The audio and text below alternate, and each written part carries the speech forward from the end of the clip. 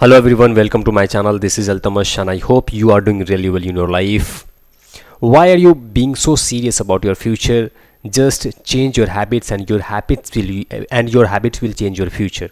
आप अपनी आदत को बदलिए और आपकी आदत आपको बदल देगा, आपके फ्यूचर को बदल देगा। तो आज हम करने वाले हैं प्रेजेंट कॉन्टिन्यूअस टेंस। पिछली क्लासेस में हमने आपको प्रेजेंट इनडेफिनिट टेंस कराया था, तो आपको थोड़ा सा रिवीजन करा देता हूँ।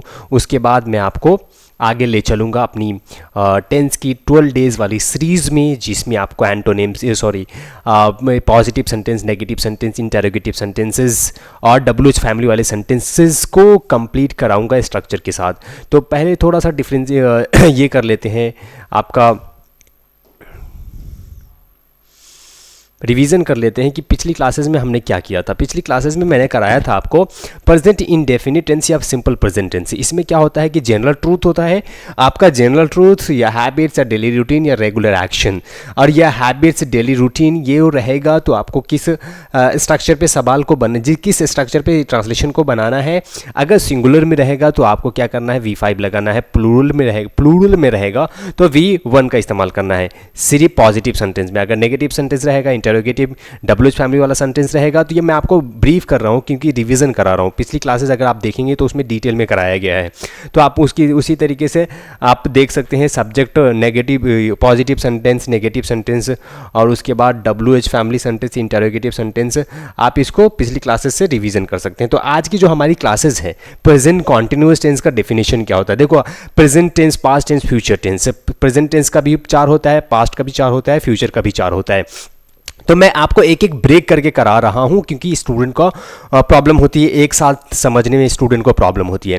पहले इसको मैं कंप्लीट कराऊंगा, कंप्लीट कराने के बाद सबको एक बार कंप्लीट कराने के बाद मैं आपको एक क्लास में रिवीजन कराऊंगा।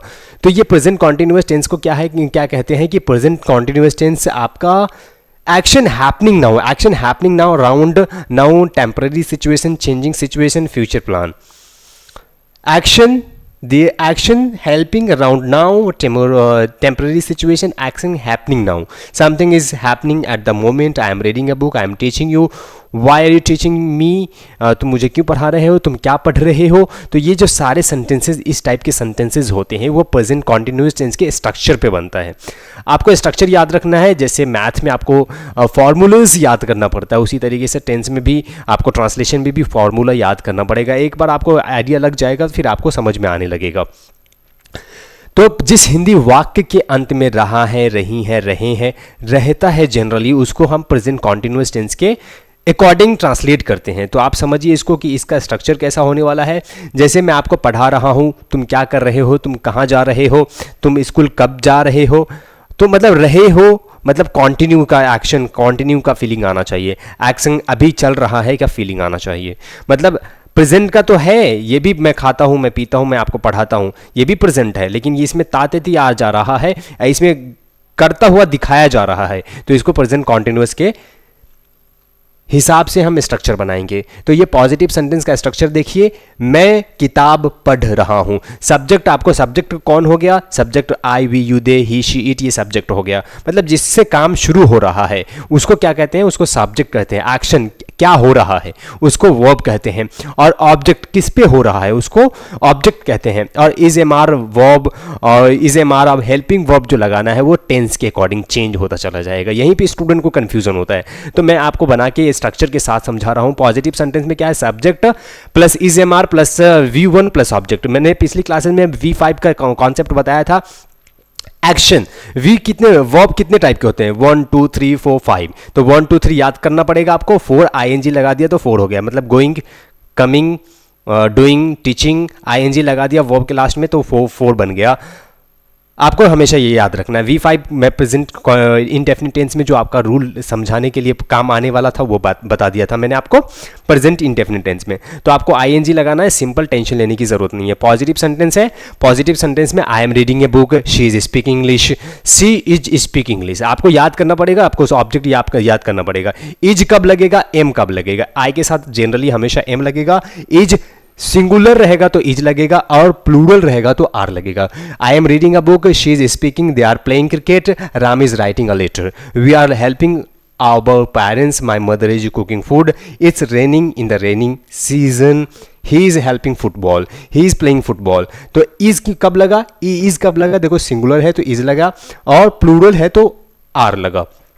तो पॉजिटिव सेंटेंस हो गया। आपको याद करना पड़ेगा, आपको subject plus is am are plus V4 या V1 में ING लगा के ऑब्जेक्ट प्लस ऑब्जेक्ट, इसको याद कर लीजिए आप। उसके बाद आपका नेक्स्ट है हमारा negative sentence, is am are subject plus is am are plus not plus V1 plus object, subject plus is am are plus V1 plus object, subject plus is am are plus आपका object. Pen कहाँ गया? तो ये आप देखिए कि आप we are not watching, not लग गया। Subject I am not reading a book, I am not, she is not speaking English, they are not playing cricket, Ram is not writing a letter, sunrise is not, the